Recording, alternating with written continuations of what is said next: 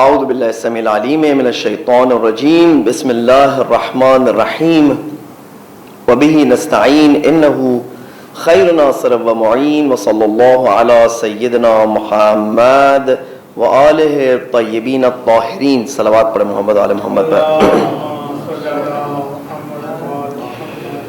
واللعنة الدائمة على أعدائهم أجمعين من الآن إلى قيام يوم الدين. قال الله تبارك وتعالى في كتابه المبين وقرآنه المجيد وهو أصدق القائلين شهر رمضان الذي أنزل فيه القرآن هدى للناس وبينات من الهدى والفرقان. اپنی روزوں کی قبولی کے لیے، بلندی درجات کے لیے، ماہ مبارک رمضان کے بہترین برکتوں کو حاصل کرنے کے لیے صلوات پڑھ محمد آل محمد پر.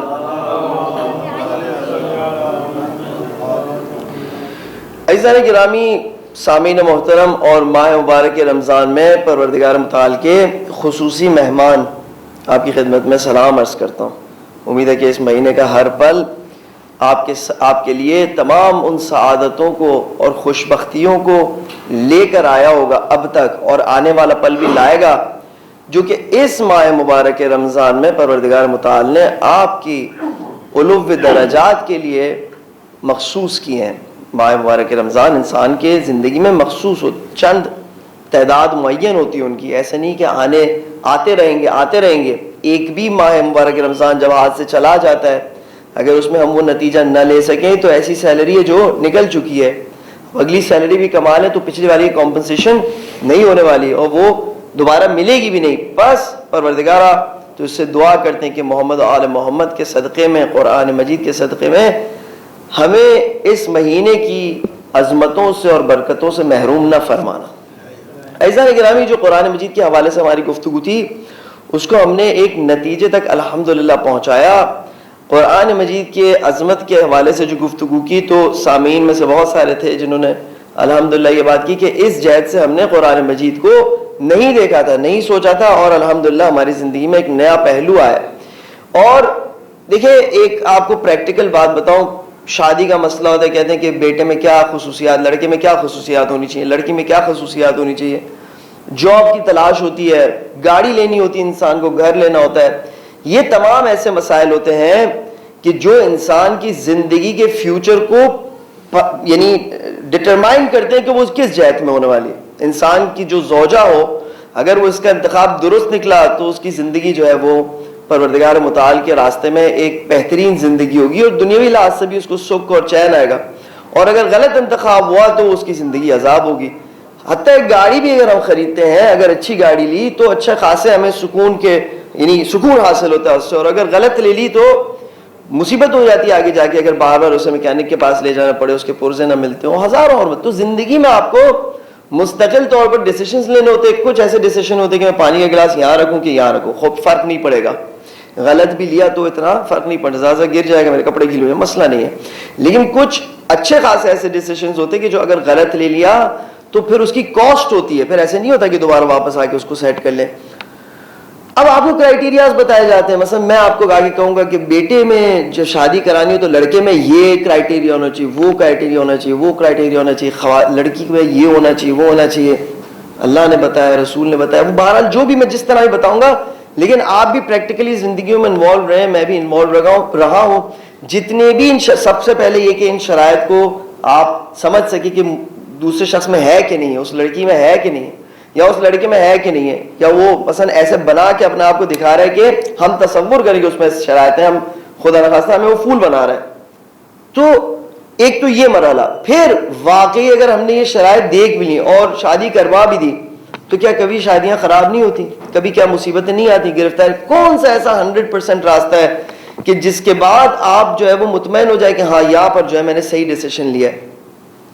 جو قرآن مجید سے مانوس لوگ ہوتے ہیں اور اہل البیت علیہم السلام کی جب گفتگو کو ہم پڑھتے ہیں تو گویا اگر وہ فارمولا چاہیے کہ جس کی وجہ سے غلط ڈیسیشنز میک کرنے کے چانسز بہت کم ہو جائے.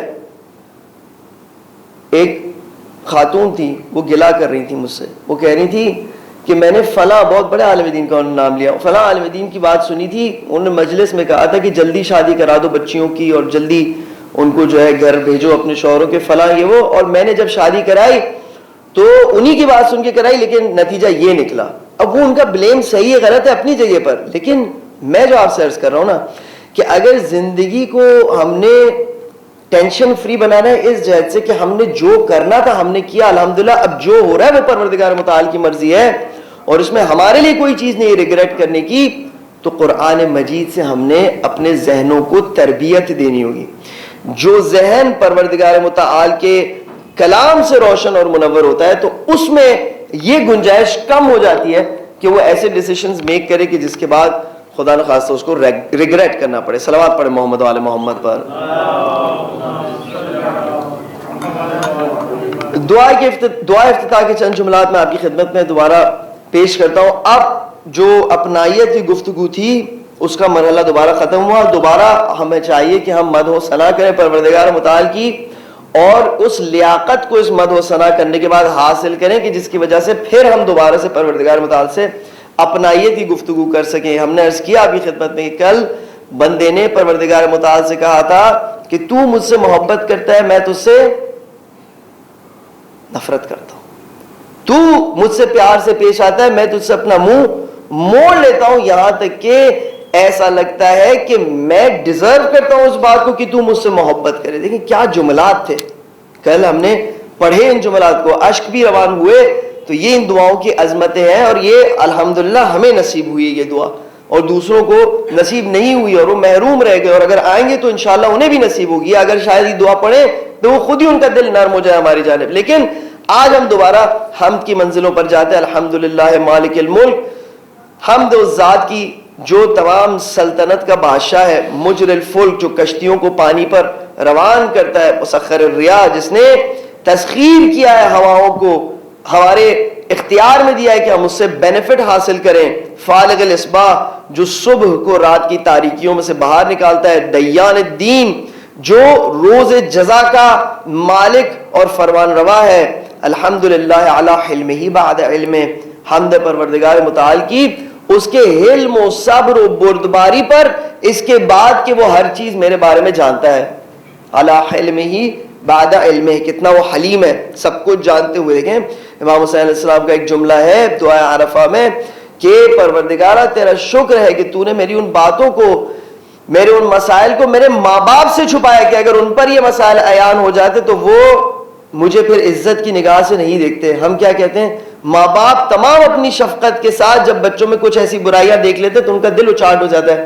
ہم پروردگار متعال سے کہتے ہیں کہ الحمدللہ علی حلمہ بعد علم, تمام میرے لمحہ بلمحہ ایکشن سے تو واقف ہے, بار بار تو دیکھتا ہے کہ میں کیا کر رہا ہوتا ہوں, کہ میں خود بھی اس کو انڈرسٹینڈ کرتا ہوں, کتنی چیزیں تو میں بے خیالی میں کرتا ہوں اور تو بھی نہیں دیکھتا. لیکن سبحان اللہ کیا تیری حلم کے منازل ہیں, کتنا تو حلیم و بردبار ہے, بندہ نواز ہے.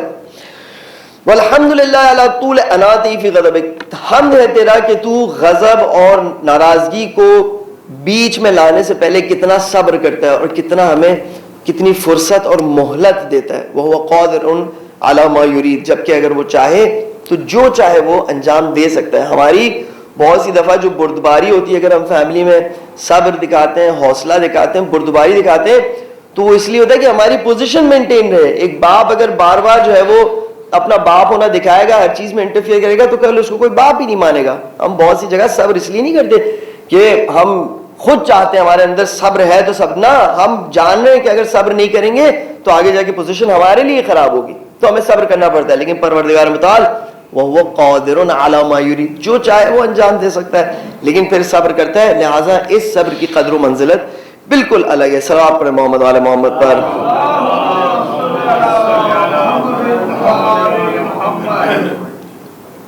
اب جب ایک جنرلائز لیول پر ہم نے قرآن مجید کے حوالے سے گفتگو کر لی, تو ہمیں واپس آنا ہوگا اس پچھلے سال کی گفتگو کی کنٹینیوشن میں, جس میں ہم نے عرض کیا تھا آپ کی خدمت میں کہ حضرت یوسف علیہ السلام کی داستان کو ہم چاہ رہے ہیں کہ لائف اسٹریٹجی میں تبدیل کریں اور دیکھیں کہ کیا حضرت یوسف علیہ السلام کی اس داستان میں کوئی ایسی چیز ہے جو ہم اپنی زندگی میں اس کو حاصل کر سکیں, اس سے کچھ لے سکیں اور اس کو اپنی زندگی کے لیے نمونہ عمل بنائیں. تو سوال بہتر پوچھنا ہوگا, کیا کوئی ایسی چیز ہے کہ جو زندگی میں نمونہ عمل بننے کے قابل نہ ہو؟ ہر وہ چیز جو اب تک ہم نے پچھلے سال کے جو لیکچرز تھے ہم نے دیکھا کہ کتنا خوبصورت انداز ہے قرآن مجید کا ایک قصے کو بیان کرنے کا جو کہ ہماری اپنی زندگی کو بھی ریفلیکٹ کر رہا ہوتا ہے. ایک بچہ جو ہوتا ہے وہ پہلے اپنے ماں باپ کے انڈر ہوتا ہے. ہم نے کہا یہ یوسف علیہ السلام کا وہ زمانہ تھا جب حضرت یعقوب علیہ السلام کے انڈر تھے. ماں باپ اس کو تربیت کرتے ہیں, خطروں سے آشنا کرتے ہیں اور برائی کے بارے میں اسے بتاتے ہیں کہ برائی کیا ہے, اچھائی کیا ہے. یہ واجب ہے ماں پر اور باپ پر کہ اپنے بچوں کو برائی کے بارے میں بتائیں, اچھائی کے بارے میں بتائیں. اور کیا خوب بتایا حضرت یعقوب علیہ السلام نے, ان الشیطان للانسان عدو مبین. جب پتا چلا کہ بھائی لوگ کوئی چال چلنا چاہ رہے ہیں کہ جس کی وجہ سے حضرت یوسف علیہ السلام کو نقصان ہو, تو حضرت یعقوب علیہ السلام نے یہ نہیں کہا کہ تمہارے بھائی جو ہے وہ بہت ہی بدماش ہے, تم خیال رکھنا, تمہارے بھائی جو ہے وہ بہت ہی تنگ کرنے والے ہیں تمہیں, یا کوئی بھی بری نسبت بھائیوں کی طرف نہیں دی. کہا یوسف یہ بات اپنے بھائیوں کو نہیں بتانا, بلیم سارا اس دشمن پہ جس کو پروردگار متعال نے فرمایا کہ الم اعہد الیکم یا بنی آدم اللہ تعبدوا الشیطان ان الشیطان لکم عدو مبین. کیا میں تم سے عہد نہیں لیا تھا کہ تم شیطان کی پرستش نہیں کرو گے. پرستش کی بات اگر آپ کو یاد ہے, امام حسین علیہ السلام نے جو حدیث ہمیں بتائی تھی, ان الشیطان لکم عدو مبین, شیطان میں کوئی شک نہیں کہ وہ تمہارا سب سے بڑا دشمن ہے. امریکہ بھی دشمن ہے, اسرائیل بھی دشمن ہے, لیکن یہ سب مینیفیسٹیشن ہے شیطان کی. اصل کی جو وار ہے, در اصل جو اس کائنات میں جو وار چل رہی ہے, وہ ہماری پروردگار متعال سے رابطہ بنانے کی اور عبادت کرنے کی, یا ہمارے شیطان سے کنیکشن بنانے اور نعوذ باللہ خدا نہ کرے عبادت کرنے کی وار جو چل رہی ہے. یہ مختلف صورتوں میں اپنے آپ کو پریزنٹ کر رہی ہوتی ہے. والذین کفروا اولیاءهم الطاغوت یخرجون من النور الی الظلمات.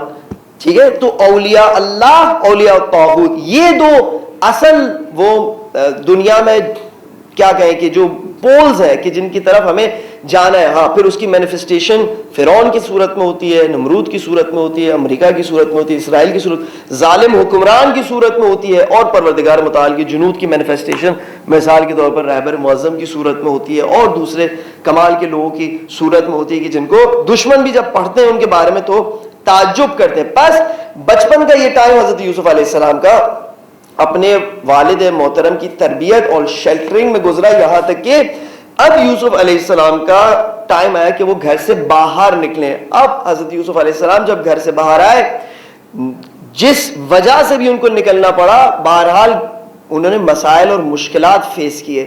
ہم بھی جب ایک وقت کے بعد اپنے ماں باپ سے جدا ہوتے ہیں, ان کے سائے سے باہر آتے ہیں, اب ہم نے مسائل اور مشکلات فیس کرنے ہوتے. کیوں؟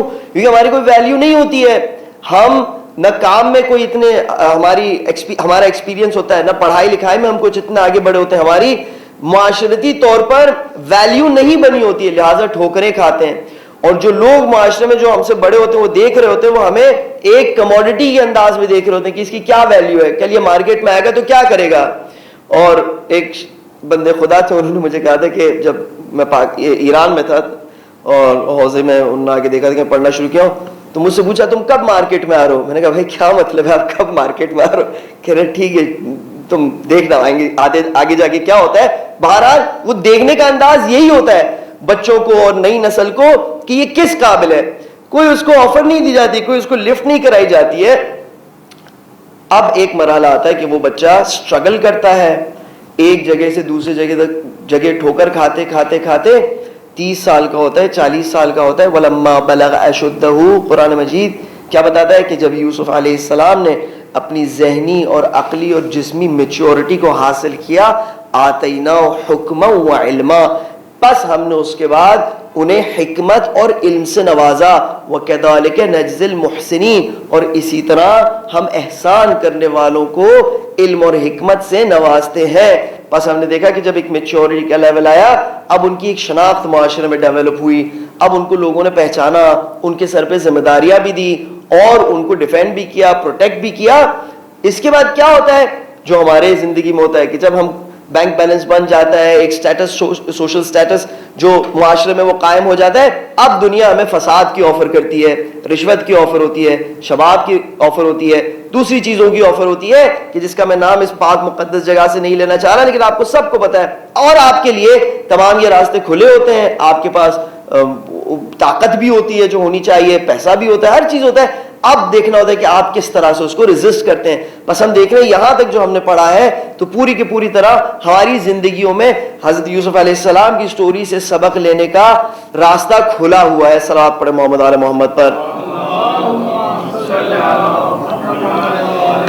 آخری جو ہم نے گفتگو کی تھی پچھلے سال وہ یہ تھی کہ وَكَذَلِكَ نَجْزِي الْمُحْسِنِينَ, پروردگارہ اگر تو احسان کرنے والوں کو ایسا اجر دیتا ہے, یا اگر تو نے حضرت یوسف علیہ السلام کو علم و حکمت سے نوازا تو کیا ہم بھی ان مراحل سے گزر سکتے ہیں کہ جس پر تو ہمیں علم و حکمت سے نوازے. تو گویا پروردگار متعال نے ہمیں ایک بہترین جواب دیا. یہ نہیں کہا کہ وَلَمَّا بَلَغَ أَشُدَّهُ آتَيْنَاهُ حُكْمًا وَعِلْمًا, یہاں پر اینڈ نہیں فرمایا اللہ سبحانہ وتعالی نے اس آیت کو, بلکہ فرمایا وَكَذَلِكَ نَجْزِي الْمُحْسِنِينَ, اور جو احسان کرتے ہیں ان کو ہم اسی طرح نوازتے ہیں. پھر ہم نے احسان کے مطلب کو ایکسپلور کیا. احسان یعنی انسان ہر صورتحال میں, ہر سرکمسٹانسز میں یہ چاہے کہ وہ بہترین عمل کو انجام دے. یہ دیکھیں نماز 10 طرح سے پڑھی جا سکتی ہے اور وہ نماز قابل قبول ہوگی, لیکن وہ چاہتے ہیں کہ بہترین نماز پروردگار متعال کی بارگاہ میں پیش کرے, البتہ وقت کو نظر میں رکھتے ہوئے, دوسری رسپانسبلٹیز تو نظر میں رکھتے ہوئے.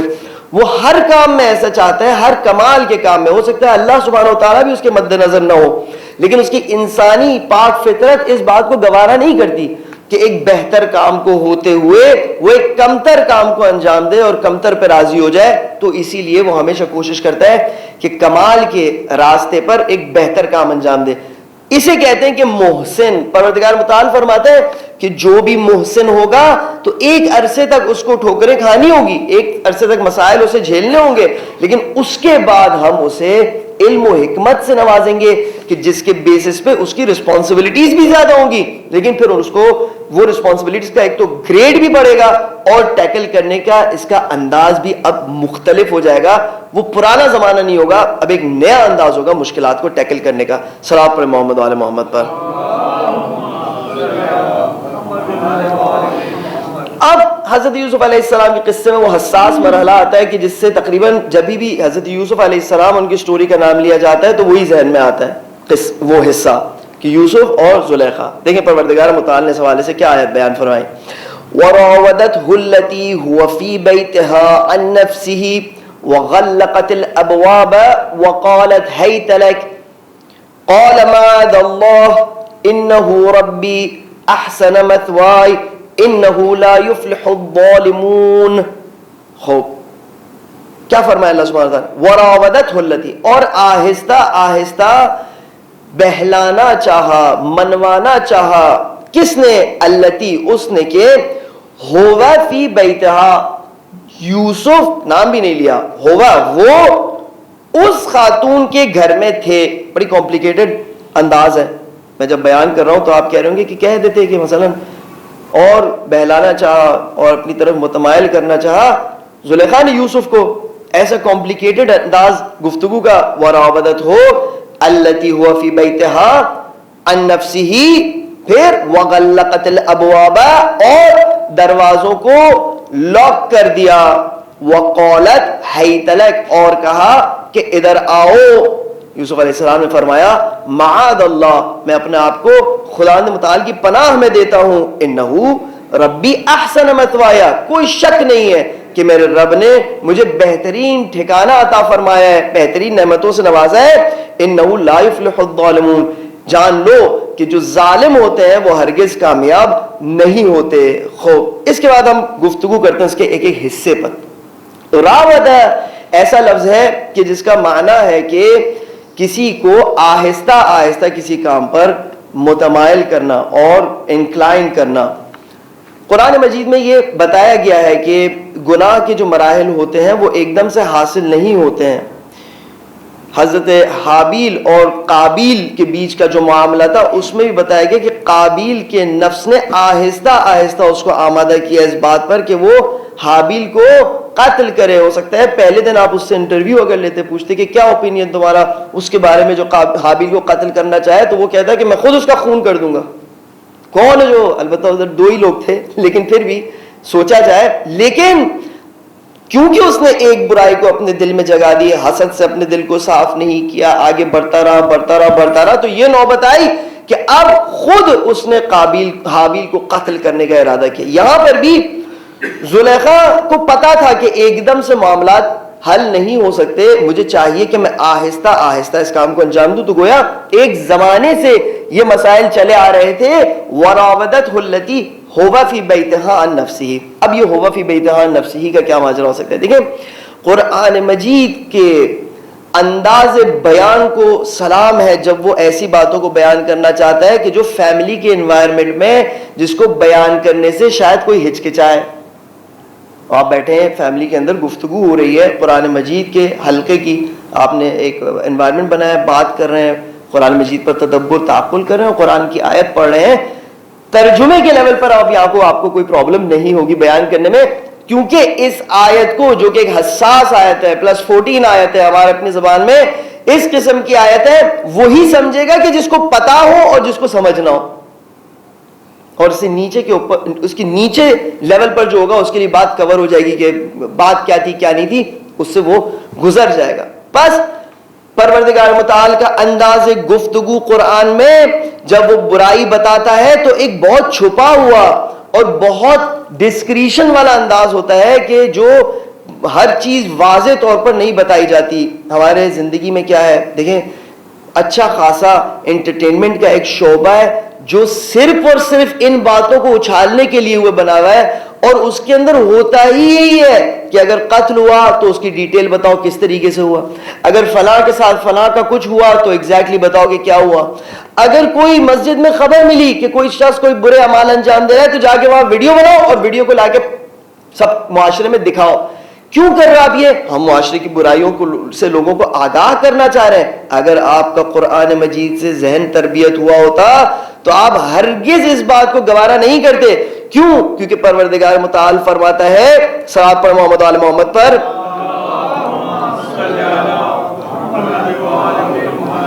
کہ جو لوگ چاہتے ہیں کہ معاشرے میں، سورہ نور کی آیت ہے کہ جو لوگ چاہتے ہیں کہ معاشرے میں فحش باتیں پھیلے اور لوگوں کو پتا چلے کہ فحش باتیں کیا ہو رہی ہیں، فحش معاملات نہیں، کیونکہ اس کا بیک گراؤنڈ جو ہے اس آیت کا یہی ہے کہ ایک سوئزن کسی نے کسی پر کیا تھا، کسی بات کا کسی پر الزام لگایا تھا، اور اللہ سبحانہ وتعالیٰ اس بات سے ناراض ہے کہ اس الزام کو تم لوگ آپس میں بول بول کر مزے کیوں لے رہے ہو، تم نے اس کو اپنی گفتگو کا موضوع بنایا ہوا ہے اور اس کے چسکے لے رہے ہو۔ اس چیز سے تم اگر مزہ حاصل کرتے ہو تو یاد رکھو، ان الذین یحبون ان تشیع الفاحشۃ فی الذین آمنوا، جو چاہتے ہیں کہ فحش اور بری باتیں ایمان والوں کے بیچ سپریڈ ہو، پروردگار متعال کی ان کے ساتھ دشمنی ہے۔ بس اللہ سبحانہ وتعالیٰ جب بری باتوں کو بیان فرماتا ہے تو ایک حیا اور خوبصورت انداز میں ایسے بیان فرماتا ہے کہ معاملہ بھی پتہ چل جائے اور حیا اور حجاب کے پردے بھی نہ ٹوٹے۔ ایک اور آپ بات قرآن مجید کی دیکھیں کیا فرماتا ہے، وَإِذَا مومنین کے بارے میں وَالَّذِينَ هُمْ عَنِ اللَّغْوِ مُعْرِضُونَ، اور معاشرے میں باتیں بڑھتی بھی اسی لیے ہیں کیونکہ میں جب توجہ دیتا ہوں، وہ شخص جب توجہ دیتا ہے، یہ بھی توجہ دیتا ہے اس شخص کی بات پر جو برائی کے بارے میں گفتگو کر رہا ہوتا ہے، کسی گناہ کو ڈسکرائب کر رہا ہوتا ہے، کسی بھی بہانے سے ہو، اب اس کو اٹینشن ملنا شروع ہوتی ہے۔ جب اس شخص کو اٹینشن ملنا شروع ہوتی ہے تو اس کا یہ بیہیویئر جو ہوتا ہے وہ مزید بڑھ جاتا ہے، اور دوسرے بھی دیکھتے ہیں کہ بھائی اٹینشن اسی کو ملتی ہے کہ جو اس قسم کی باتیں کر رہا ہو، تو پورا معاشرہ چاہے جو بیان کر رہا ہو چاہے جو اس میں انٹرسٹ لے رہا ہو، سب کے سب ایک سمت میں جاتے ہیں جس کو اللہ سبحانہ وتعالیٰ نے منع فرمایا ہے۔ اور اللہ سبحانہ وتعالیٰ نے قرآن مجید میں مومنین کی ایک صفت میں سی صفت بیان فرمائی ہے کہ والذین هم عن اللغو معرضون، یہ وہ ہوتے ہیں کہ جب لغو ان کے سامنے آتا ہے، ایسی گفتگو ان کے سامنے آتی ہے کہ جس کا کوئی فائدہ نہیں ہوتا، تو وہ اس سے اعراض کرتے ہیں، وہاں پر بیٹھ نہیں جاتے، اس کا حصہ نہیں بنتے۔ یا وَإِذَا سَمِعُوا وَإِذَا مَرُّوا بِاللَّغْوِ مَرُّوا كِرَامًا، اگر ان کی کہیں سے گزر ہوتا ہے کہ جہاں پر انہیں لغو بات نظر آتی ہے، برائی نظر آتی ہے، تو وہاں پر کھڑے ہو کر توجہ نہیں کرنے لگتے بلکہ کرامت کے ساتھ وہاں سے گزر جاتے ہیں۔ دیکھیں مولا علی علیہ السلام، حضور اکرم صلی اللہ علیہ وآلہ وسلم، صلوات پڑھ محمد آل محمد پر، حضور اکرم صلی اللہ علیہ وآلہ وسلم کو کسی نے خبر دی کہ اس گھر میں فلاں گھر میں یہ گناہ ہو رہا ہے، تو حضور اکرم انٹرسٹڈ نہیں تھے اس کو انویسٹیگیٹ کرنے کے لیے، کیونکہ گھر کے اندر کا معاملہ ہے کسی اور اس نے اتنا کہا کہ حضور نے فرمایا، مولا علی علیہ السلام کو بلا کہا علی تم جاؤ اور دیکھو کہ اس گھر میں کیا ہو رہا ہے. کہتے ہیں ٹھیک ہے آقا. مولا علی علیہ السلام کا اس گھر میں انویسٹیگیشن کا انداز ایسے تھا کہ داخل ہونے سے پہلے انہوں نے تمام وہ علامات ظاہر کی کہ جس سے جو اندر گھر کے اگر ہو تو اسے پتہ چل جائے کہ کوئی آنے والا ہے. اب کھانسا بھی ہوگا، دروازہ بھی کھٹکھٹایا ہوگا، سلام بھی کیا ہوگا، سب کچھ ایسے کیا کہ جس کی وجہ سے جو اندر جو بھی معاملہ تھا وہ ختم ہو گیا. تو جب واپس آ کے بتایا حضور اکرم کو، فرمایا کہ میں نے تو کچھ بھی نہیں دیکھا. تو صحابہ نے شکایت کی، کہا کہ آپ دیکھتے بھی کیسے؟ آپ نے ساری جو اتنا سلام کیا، کھٹکھٹایا، تو وہ جو کچھ ہو گیا وہ چلے، جو کچھ ہو بھی رہا تھا وہ ختم ہو گیا. تو حضور اکرم صلی اللہ علیہ وسلم نے مولا علیہ السلام کے اس انداز کو انڈورس کیا. فرمایا یہ وہ لوگ ہوتے ہیں کہ جب کوئی لغو بات پیش آتی ہے تو اس کی طرف توجہ نہیں دیتے، بلکہ اس کو کسی نہ کسی طریقے سے اگنور کرنا چاہتے. بچوں میں جب تربیت کے مرحلے پر کوئی ایسی باتیں پیش آتی ہیں کہ جو ماں باپ کو انوائنگ لگتی ہیں، ان کو فکر اس بات کی ہوتی کہ یہ بچے غلط راستے پہ نکل رہے ہیں، یا وہ غلط کوئی حرکت ہوتی ہے کسی بھی لحاظ سے، تو بہت سی جگہوں پر ریکمنڈیشن دی جاتی ہے کہ اس کام کو اگنور کرو. کچھ عرصے بعد یہ خود ہی بچے سے نکل جائے گا. لیکن اگر آپ نے اس کو پن پوائنٹ کر دیا، اب بچے کو پتا چل جائے گا کہ یہ ماں باپ کی اس میں چڑ ہے، تو میں نے اس کو دوبارہ کرنا ہے، پھر میں نے اسی بات سے ماں باپ کو چڑھانا ہے. یہاں پر پروردگار متعال فرماتا ہے کہ معاشرے میں بہت سارے لوگ اسی طریقے سے میچور نہیں ہوتے ذہنی لحاظ سے. تو گفتگو کا انداز ایسا ہونا چاہیے کہ انہیں اپنے ذہن کے لیے کوئی ایسا مواد ہی نہ ملے کہ جس کے بعد ان کا ذہن اس امیچورٹی کی طرف جائے کہ جو مناسب نہیں ہے. تو پروردگار متعال نے بہترین انداز استعمال کیا قرآن مجید میں اس بات کو بیان فرمانے کا، وراودته التي هو في بيتها عن نفسه وغلقت الابواب. اب یہاں پر گفتگو ہوتی ہے کہ غلقت الابواب کے تمام دروازوں کو بند کیا. اس سے کیا مراد ہو سکتی ہے؟ ایک تو یہی مراد ہو سکتی ہے کہ ایک کمرہ ہے، جیسے یہاں پر آپ دیکھیں 1 2 3 اور یہاں پر بھی باہر نکلنے کی جگہ تو 5 6 دروازے یہاں پر ہیں. تو غلقت الابواب سے مراد ہو سکتی ہے کہ ایک کمرے میں ملٹیپل دروازے ہیں کہ جن کو بند کیا گیا، لاک کیا گیا. دوسری مراد یہ ہو سکتی ہے کہ ایک پیسج کی طرح ہے اور اس کے پیسج کے اینڈ میں کمرہ ہے، تو آخری دروازے تک پہنچنے کے لیے تمام دروازوں سے گزرنا ہوگا اور پہلے دروازے تک بھی پہنچنے کے لیے تمام دروازوں سے گزرنا ہوگا. یہ بھی ایک کانسیپٹ ہو سکتا ہے. بس پہلے دروازے سے بند کرنا شروع کیا اینڈ تک. اب ہم اس کو اسی طرح مان سکتے ہیں اور قبول کر سکتے ہیں کہ ان دونوں میں سے کوئی بھی پاسبلٹی ہو سکتی ہے، لیکن اگلی آیتوں میں جا کے تھوڑا بات کو سمجھانا ڈیفیکلٹ ہو جائے گا. کیونکہ اگر ابواب تھے تو وہ آگے کی آیت ہے کہ الف یا سیدہ لدى الباب، پھر ایک دروازہ کیسا ہو گیا. اس مشکل کو ہم اس وقت ڈسکس کریں گے. لیکن یہاں پر آپ ایک اور بھی جو بات ہے اس کو سمجھ سکتے ہیں کہ غلقت الابواب سے خاص کر کے جب وراودته التی کو ساتھ میں رکھتے ہیں کہ اس نے آہستہ آہستہ یوسف کو بہلانا چاہا، پھنسانا چاہا. وغلقت الابواب یعنی یوسف علیہ السلام بھی بار بار اس کے چنگال سے نکلتے رہے، کسی نہ کسی طرح سے وہ یہاں وہاں ایکسکیوز بنا کے، بہانے لا کے کسی نہ کسی طریقے سے وہ اس سے فرار کا راستہ اختیار کرتے تھے اور اسے اس بات کو بولنے نہیں دیتے تھے کہ جو آخری بات ہو. لیکن ایک وقت ایسا آیا کہ زلیخا نے تمام فرار کے راستے بند کر دیے. وغلقت الابواب یہ نہیں کہ دروازے تھے جو بند ہوئے اور اس کو ٹائٹ کر دیا، نہیں، اس نے ایسی سچویشن کریٹ کی کہ بھلے ایک ہی روم تھا اور ایک ہی دروازہ تھا، لیکن اب یوسف علیہ السلام کے پاس راہ فرار نہیں رہا. اور اس کے بعد اس نے کہا کہ ہیت لک. خوب سوال پیش آتا ہے کہ کیا واقعی جوانوں کو سوال پیش آتا ہے نا، اب مثال کے طور پر کوئی مجھے کوئی غلط کام کرنے کا کہے اور کہے میں سامنے سے آپ کو جو ہے وہ 1000 روپے دوں گا، تو میری قیمت 1000 روپے تو کہیں سے نہیں ہو سکتی نا، کہیں سے نہیں ہو سکتی. لیکن اگر 2 ارب روپے دے تو کیا پتا. تو بس حضرت یوسف علیہ السلام کو اس عمل کی قیمت کیا مل رہی تھی، ہے نا. یہ انسان جب کسی کے ساتھ انوالو ہونا چاہتا ہے تو سامنے سے بھی تو اٹریکشن ہونا چاہیے نا، ورنہ تو ڈینائی کرنے کی کوئی بڑی بات ہی نہیں ہے. اگر اٹریکشن ہی نہیں تھا تو ڈینائی کرنے کا کوئی مسئلہ ہی نہیں تھا، کوئی اتنی بڑی بات ہی نہیں ہے. انسان جس سے محسوس نہ کرے اس اٹریکشن کو، اسے آسانی سے وہ ڈینائی کر سکتا ہے اور اس میں کوئی بڑی بات نہیں ہوتی. اس کا بھی جواب انشاءاللہ ہم دیکھیں گے. یہاں پر حضرت یوسف علیہ السلام سب سے پہلے اپنے آپ کو پروردگار متعال کے حوالے کرتے ہیں. گناہ کے موقع پر سب سے پہلے اعوذ باللہ من الشیطان الرجیم، اپنے آپ کو واقعاً تنہا محسوس کر کے کہ پروردگارا اگر تو نہ ہوتا، اگر تو مجھے نہ سنبھالتا تو پتہ نہیں میں کیا کچھ کر بیٹھتا. دیکھیں اگر اس وقت ہم بہت سارے گناہوں سے دور ہیں، یقین مانیں ہم ایسے گناہوں کی نسبت معصوم ہیں. یعنی کیا؟ دیکھیں عصمت ایک جزوی عصمت بھی ہوتی ہے. مثلا ایک شخص ہے وہ ہرگز اس نے شراب نہیں پی ہے، اس کو کبھی شوق بھی نہیں ہے، کبھی سوچا بھی نہیں اس نے شراب پینے کا، اسے کہتے ہیں کہ شراب کی نسبت معصوم ہے. بہت سارے ایسے گناہوں کی نسبت الحمدللہ ہم لوگ معصوم ہیں، لیکن یہ خود پروردگار متعال کی عطا ہے کہ ہم ان چیزوں سے بچ کے رہیں.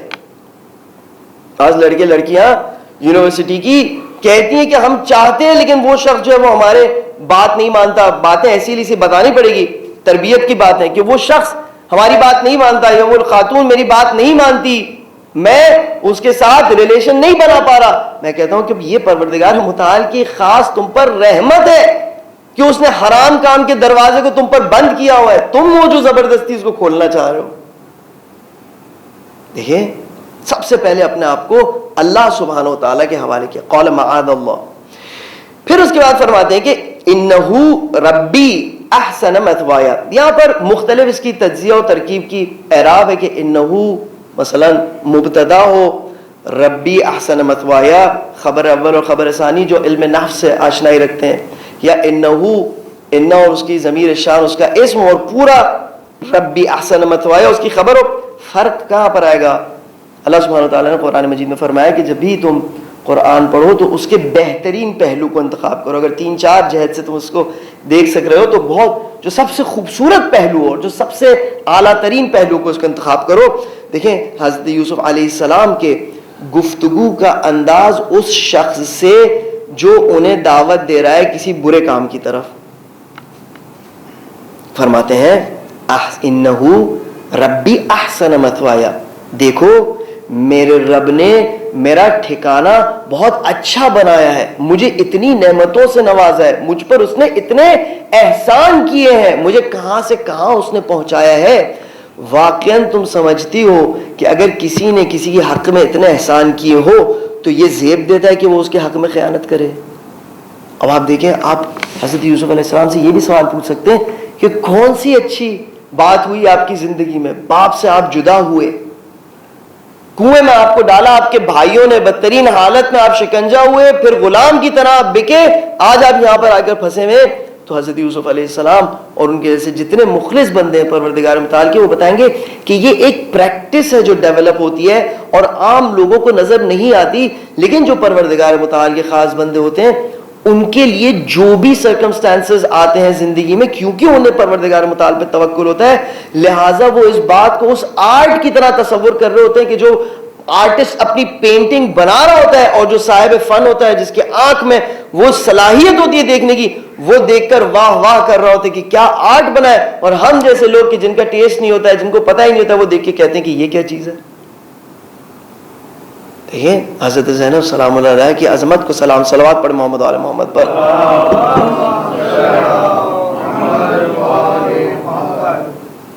کوئی ایسی مصیبت نہیں ہے کہ جس کے شدید ترین ورژن کو، لیول کو بی بی نے درک نہ کیا ہو. کوئی ایسی مصیبت نہیں دنیا کی.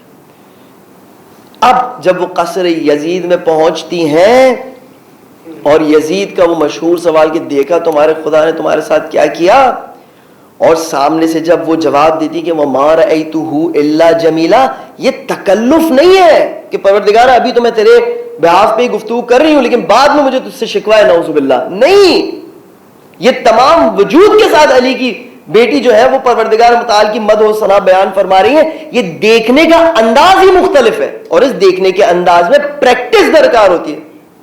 عام آدمیوں نے جب حضرت ابراہیم کو آتش میں پھینکا گیا تو عام آدمیوں نے کیا دیکھا ہوگا کہ ابراہیم اڑتے ہوئے گئے اور آتش میں گر گئے اور نے کہا ہوگا او کتنا دردناک مرحلہ ہے. یہ کہ آتش ٹھنڈی ہے اور یہ گلستان ہے، یہ صرف ابراہیم علیہ السلام کو پتا چلا. کربلا والوں نے جو لذت لی شہادت کی وہ صرف ان کو پتا چلا. لہٰذا یہ دیکھنے کا طریقہ ہے جو اگین میں عرض کروں گا کہ قرآن مجید کی تربیت سے جو مانوس ہوتا ہے، آہستہ آہستہ جب وہ حضرت یوسف کے بار بار اس جملے کو پڑھتا ہے، یہ جملہ حکمت آمیز جملہ اس کے روح و روان اور سب کانشیس پہ اثر کرتا ہے. اب آہستہ آہستہ وہ بھی اپنی زندگی میں چیزوں کو مختلف اینگل سے دیکھنے لگتا ہے. میں آپ کو ایک قصہ بیان کرتا ہوں. اب بہرحال لوگ سمجھتے ہیں کہ ہمیں کچھ آتا ہے، ہم طالب علم اور عمل ہے الحمدللہ رب العالمین، تو کبھی کبھار اپنی مشکلات اور مسائل لا کے ڈسکس کرتے ہیں. کہتے ہیں کہ ایک شخص میرے پاس آ کے مجھے اس نے کہا کہ ایک بڑا عجیب سا واقعہ پیش آیا. میں نے کہا کیا واقعہ پیش آیا؟ کہتا ہے کہ میرے اندر ایک بری عادت ہے، جو بھی ہے. کہتا ہے میں بڑے عرصے سے اس بری عادت کو چھوڑنا چاہتا تھا اور لیکن چھٹتی نہیں تھی، اور دعا کرتا تھا اللہ سبحانہ و تعالیٰ کے بارگاہ میں، امام حسین علیہ السلام کے حرم میں، ہر جگہ میں نے دعا کی، لیکن عادت مجھ سے نہیں چھوٹی. ایک عرصہ ایسا ہے کہ میں نے کہا کہ اب یہ میری قسمت ہے. اب اس عادت پر میں نے یعنی بے بسی کے مارے توبہ کرنا بھی چھوڑ دیا. کہتے کچھ عرصے بعد میں نے دیکھا کہ میری بیگم جو تھی ان کا رویہ میرے سے بالکل تبدیل ہو گیا، اور اتنا وہ مجھ سے بدتمیزی کرنے لگی، اتنا مجھ سے عجیب و غریب لہجے میں بات کرتی تھی کہ جیسے مجھے ایسا لگا کہ اس کو میری اس بری عادت کا پتہ چل گیا. کہتا میں بڑا تعجب کرنے لگا. میں نے کہا یہ کیا معاملہ ہے، کیا ماجرا ہے؟ اور بات جو ہے وہ بہت حساس مرحلوں پر پہنچ گئی کہ بدتمیزی اور اس کی ان معاملات کی وجہ سے آپس میں جھگڑے ہونے لگے. کہتے ایک رات کو جو ہے وہ میں سوچ رہا تھا تو میں نے کہا پتہ یہ سارا کہاں سے شروع ہوا؟ کہتے وہاں سے شروع ہوا جب میں نے ارادہ کیا کہ پروردگار متعال کے اس گناہ کو جو میں انجام دیتا ہوں، اب یہ ایک نیچرل سی چیز ہو چکی ہے، اب اس کی توبہ کرنے کی مجھے ضرورت نہیں ہے. کہا جیسے ہی میں نے اس حجاب اور ادب کے پردے کو پروردگار متعال کے سامنے چاک کیا اور اپنی گلڈ سے میں باہر نکلا، یہاں سے پروردگار متعال نے میری بیگم کو میرے سامنے بدتمیز بنا دیا.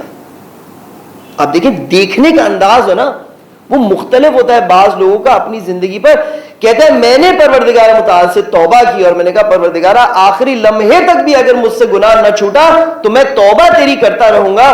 آہستہ آہستہ وہ معاملہ بھی ٹھیک ہو گیا. بس بہت سارے مشکلات اور مسائل جو ہماری زندگی میں آتے ہیں، کوئی ہمارے ساتھ بدتمیزی کرتا ہے، کوئی ہمارے ساتھ یہ کرتا ہے، کوئی وہ کرتا ہے، کم سے کم اس کا میسج یہ ہوتا ہے کہ تم دیکھو پروردگار متعال کے سامنے کیا کر رہے ہو، تو اس کریم ذات کو جو تمہیں ہر لمحہ نوازتا رہتا ہے اس کو کیا محسوس کرنا چاہیے تمہارے حوالے سے. جب تم اس کی نسبت کہ تم نے کچھ بھی اس کے ساتھ اچھائی نہیں کی ہے، وہ تمہارے ساتھ جب بے حرمتی کرتا ہے، بے احترامی کرتا ہے، تمہیں اتنا برا لگتا ہے.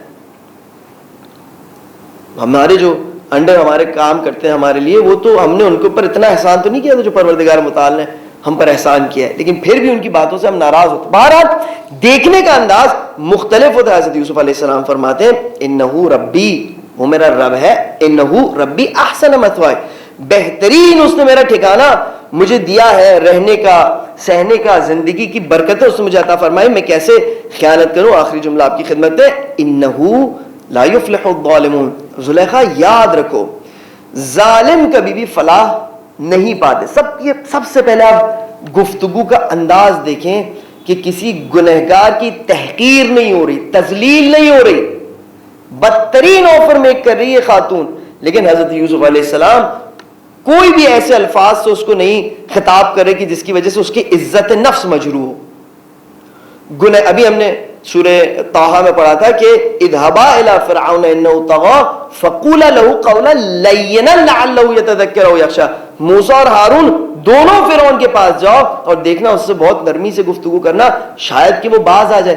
بس ہم بھی جب کسی کو برائی کا احساس دلانا چاہتے ہیں، چاہے وہ ہمارا بچہ ہی کیوں نہ ہو، بچوں کا احترام، ماں باپ کبھی کبھار سمجھتے ہیں کہ صرف بچوں کو ضروری ہے کہ ماں باپ کو احترام کریں. نہیں، ماں باپ ہونا کوئی ظلم کرنے کی سرٹیفکیٹ نہیں مل جاتی ہے کہ انسان جیسے چاہے بہیو کرو پھر کہے کہ میں تو ماں باپ ہوں. تو بچوں کے ساتھ آپ جب بہیو کرتے ہیں، اگر بچہ کوئی برائی کرتا ہے، اگر ویسے بھی آپ اس کو رسپیکٹ نہیں کر رہے ہوتے تو اس وقت آپ کبھی بھی اس کی ڈس رسپیکٹ نہ کریں. اگر عزت نفس مجروح ہو گئی تو بس جس انسان کو اپنی عزت نہ ہو وہ اس سے پھر آپ کچھ بھی توقع رکھ سکتے ہیں. حضرت یوسف علیہ السلام زلیخا کے ایگو کو ہرٹ نہیں کر رہے. وہ سمجھ سکتے ہیں اس بات کو کہ کوئی انسان ایک ہوس کے پیچھے مجبور ہو جائے، بے بس ہو جائے، لیکن ہو سکتا ہے وہ اس بات پر مان جائے کہ زلیخا میں بھی اس بات کو کنسیڈر کرتا ہوں کہ میرے رب نے کتنی خوبصورتی سے مجھے رکھا ہوا ہے, اور یہ رب کا لفظ وہ ہے کہ جو زلیخا اپنے عزیز مصر کو بھی اس سے خطاب کرتی تھی. عزیز مصر کو آپ دیکھیں گے سورہ یوسف میں آگے جا کے رب کے عنوان سے خطاب کیا جاتا تھا, تو اللہ کا بھی لفظ استعمال نہیں کیا کہ زلیخا کو اپنے عقائد میں پھر الجھن کی وہ شکار ہوگا. انہو ربی احسن مثوائی, میں اپنے رب کو وہ سمجھتا ہوں, اس نے مجھے اچھا ٹھکانہ دیا. تم اس بات کو سمجھو کہ تمہارے رب نے جو عزیز مصر ہے اس نے تمہیں کتنی اچھی طرح رکھا ہے, تمہیں کیا ضرورت ہے ایسی خیانت کرنے کی. پھر فرمایا انہو لا یفلح الظالمون, بے شک جو ظالم ہوتے ہیں وہ فلاح نہیں پاتے. فلاح کے حوالے سے میں نے چند پچھلی مجلس میں درس میں آپ کی خدمت میں عرض کیا تھا کہ ظالم کبھی بھی کامیاب نہیں ہوتے. یہ عام کامیابی سے الگ ہے. ایک کامیابی تب ہوتی ہے جب نشانہ باز تیر جو ہے وہ اپنے کمان میں ڈال کے چھوڑتا ہے, اب وہ اگر نشانے پہ لگ گئی, نہیں لگی تو دوسری تیر ہے, وہ دوسری تیر جوڑ کے جو ہے نشانے کی طرف ایم کرے گا. لیکن ایک کامیابی یہ ہوتی ہے کہ فلاح ہے. دیکھیں یفلح سے فلاح نکلا ہے, کسان کو کہا جاتا ہے فلاح. یہ وہ شخص ہے کہ جسے زمین کو تیار کرنا ہے, ایک اچھی فصل کو کاٹنے کے لیے زمین کو تیار کرنا ہے, بیج ڈالنا ہے, پانی ڈالنا ہے, کھاد ڈالنا ہے, آفتوں سے اس کو دور رکھنا ہے. ایک 6-7 مہینے کا پروسیس ہے. اگر اس نے ٹھیک سے اس 6-7 مہینے کے پروسیس کو انجام نہیں دیا, اس میں ظلم کیا, اس میں ڈنڈی ماری, تو آخر کار جو فصل نکلے گی, تو اب ایسا نہیں کہ اچھا یہ فصل خراب ہو گئی چلو دوسری فصل اگا لو, نہیں بھائی, اب کام ختم ہے. اگر آپ نے ظلم کیا اس زندگی میں اس مرحلے پر, ٹھیک ہے مجھے اس کی لذت اس وقت آ گئی, اس شخص کو اس کی لذت آ گئی, اگلے مرحلے پر آ گئی, لیکن جب فصل کاٹنے کا موقع آئے گا تو پھر اس کے پاس دوسرا چانس نہیں ہوگا جا کے اپنی غلطیوں کو اصلاح کرنے کا. لہٰذا حضرت یوسف علیہ السلام بہت سخت وارننگ دیتے ہیں زلیخا کو کہ یاد رکھنا انجام جو ہے اس کا اچھا نہیں ہونے والا. کچھ دیر کی لذت کو حاصل کرنے کے لیے ایسا نہ ہو کہ تم اپنی زندگی کو خراب کر دو. بہترین طریقہ ہے انبیاء علیہ السلام کی گفتگو کرنے کا, کس طریقے سے تربیت کرتے ہیں. اور آپ دیکھیں گے کہ یعقوب علیہ السلام اور یوسف علیہ السلام نے کس طرح ان کی تربیت میں ایسے لوگوں کو جو اپنے بھائی کو قتل کرنے پہ تیار تھے, یہ تربیت پاتے پاتے پاتے ایسے مرحلے پر آئے کہ جب دوسرے بھائی کو جس سے وہ نفرت کرتے تھے پہلے وہ مشکل میں پڑا, تو آپ دیکھیں گے کہ کس طرح وہ اس کو ڈیفینڈ کرتے ہیں, کس طرح پریشان ہوتے ہیں, اور ایک بہت ہی برے لیول سے ان کا ریٹرن ہوتا ہے ایک ایسے لیول پر کہ خود حضرت یعقوب کے لیے فخر کے باعث بنتے ہیں. پروردگارہ تو ہماری مدد فرما کہ ہم قرآن مجید سے اپنے دلوں کو مانوس کریں. پروردگارہ نور قرآن سے ہمارے دلوں کو منور فرما. پروردگارہ قرآن سے دوری کو قرآن سے نزدیکی میں تبدیل فرما دے. پروردگارہ قرآن مجید سے نزدیکی کو قرآن مجید سے دوستی میں تبدیل فرما دے. پروردگارہ قرآن سے دوستی کو قرآن سے انس و الفت و محبت میں تبدیل فرما دے. پروردگارہ ہمارے ذہنوں کو وہم کے تاریکیوں سے باہر نکال دے. پروردگارہ ہمارے ذہن کو علم کی نور سے منور فرما. پروردگارہ ماہ مبارک رمضان کی جو راتیں گزر چکی ہیں اس میں ہم نے خطائیں کی,